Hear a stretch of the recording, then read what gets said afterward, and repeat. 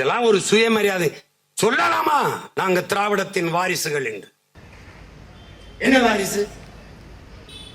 ஆரியத்திடம் மண்டியிடவில்லை. திராவிடம் தாண்டி போக சிரமமா இருக்கும் என்று, கடினமாக இருக்கும் என்று குப்பர விழுந்து கும்பிட்டது.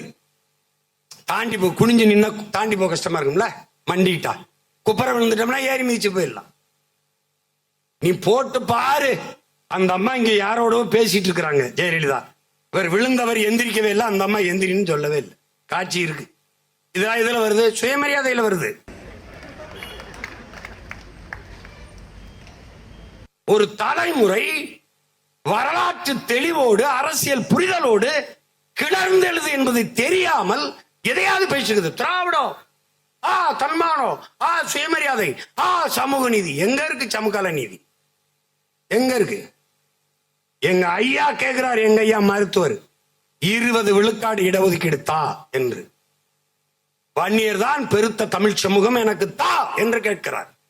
அவரே சொல்லுகிறார், குடிவாரி கணக்கெடுத்து, சாதி வாரி கணக்கெடுத்து கொடுன்னு கேட்கிறாப்ல. அடுத்தது, நீங்க எதுக்கு 10.5 கொடுத்தீங்க? யாரை கேட்டு கொடுத்தீங்க?